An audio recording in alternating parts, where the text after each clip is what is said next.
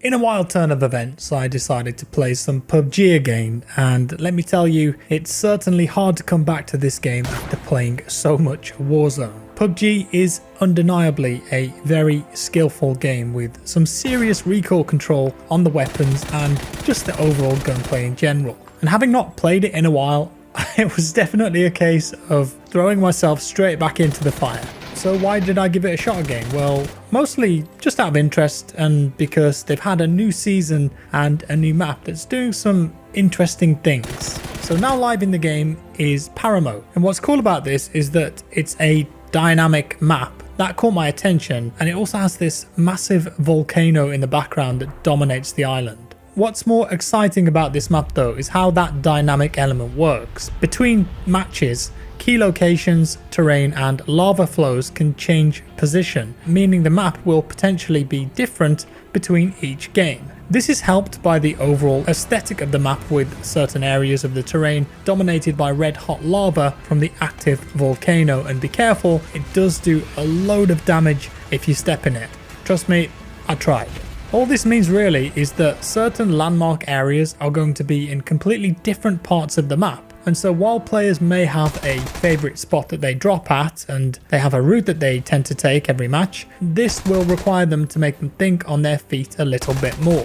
And this is definitely something different for PUBG, having one map that can evolve. But in general, I did enjoy the feel and look of the map. The volcano in the distance really does look epic. Sadly, I do have some issues with the map, mainly due to its player count. Paramo is a 3x3 kilometer map, so it's particularly small, which in itself isn't so much of an issue. Sometimes you want fast-paced action, and so I'm all for that. Sadly though, the player count here has been limited to 64 players, and you could say, well, that's because the map is smaller, so it aids the pacing of the game, but that certainly wasn't the feeling or the experience that I had here. If you remember Karakin, that older map, that's also 64 players, and I haven't played that map for quite a while now, and that one's even smaller at 2x2. So I was playing solo squads because I don't have any mates that play PUBG anymore, which means that I was playing on my own against squads of up to 4 players. There weren't any solos available when I recorded this, and sometimes when I was playing PUBG regularly back in the day and I didn't have any friends online, I'd jump into solos quite often. But then other games came along and piqued my interest more. The problem for me with the new map though was that way too often after looting, I would look up at the players left and see that there were like 20 players alive before I'd even seen anyone or got into a firefight. Sure, the map is small, but there were still occasions where I was stuck in that classic PUBG loop of not seeing an enemy for 15 minutes to then find myself get shot and instantly killed and then game over. I appreciate that PUBG is a different type of BR from others that have released recently. It's way more punishing and challenging. Apex, Warzone, well, they're fast-paced arcade BR games, but even when PUBG adds in a really small map, it somehow still doesn't get the pacing correct for me. Of course, that's just my opinion, and it's coming from someone who isn't playing PUBG every day anymore like I once was, so I appreciate that the die-hard player base may not have any issues with the pacing at all, but for me, it is still a massive reason why I don't play this game regularly, despite really enjoying the gunplay and finding it incredibly rewarding. It's also worth pointing out that Paramo is labelled as a seasonal map, and this means that it's in a solo pool that's separate from the other maps. It looks like it will only be available for this season, and then perhaps it will be swapped out. It's quite possible that bots have also been disabled, and to my joy there are no red zones, possibly one of my most disliked features of PUBG. You may have noticed, if you're watching, that because of the lore of this map, you also arrive via a helicopter rather than a plane. And this also counts for care packages too. There are also exclusive items on this map, including full body camo suits, ghillie suits, and a backpack.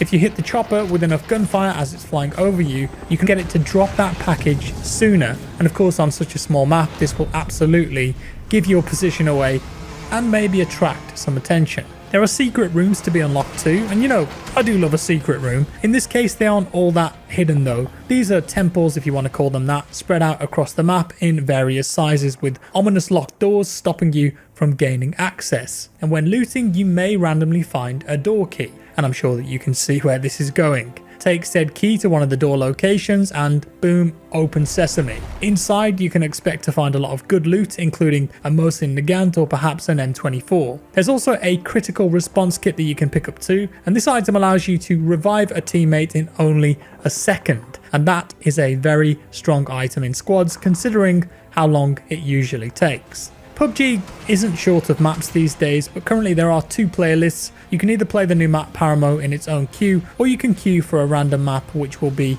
from one of the core playlists: Vikendi, Miramar, Erangel, Sanok and Karakin.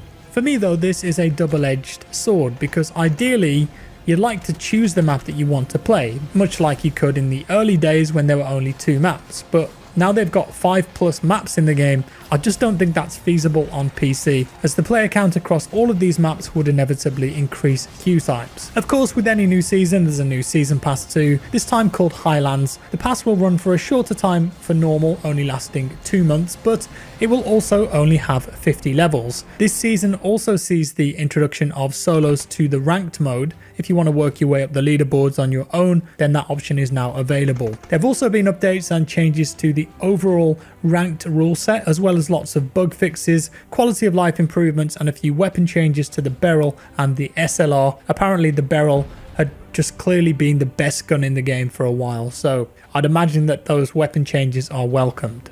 Overall, I enjoyed the aesthetic of the new map, but PUBG at its core gameplay level hasn't changed all that much over the past year. Not that it needs to, of course, for the people that enjoy it, but I do feel as though I've moved on and there's other BR games that I enjoy playing more now. For me, PUBG hasn't maintained the pace that it had when it started, and it hasn't kept with the times of this evolving genre of games. I don't particularly enjoy the mass looting anymore, gathering up as many attachments for my gun as I can, and the worst thing for me is playing PUBG with friends in a squad and dying only to sit there for 20 minutes as my squad carries on in that round. It seems so old-fashioned compared to other 2020 BR games, and I think that it's lost a lot of the fun element along the way. Having said that, as I mentioned before, this is a slower, more tactical game, and I think that's what the player base enjoys about it. And on PC, they still do have peak concurrence of around 300,000 a day according to Steam. The free-to-play mobile version of PUBG is incredibly popular too.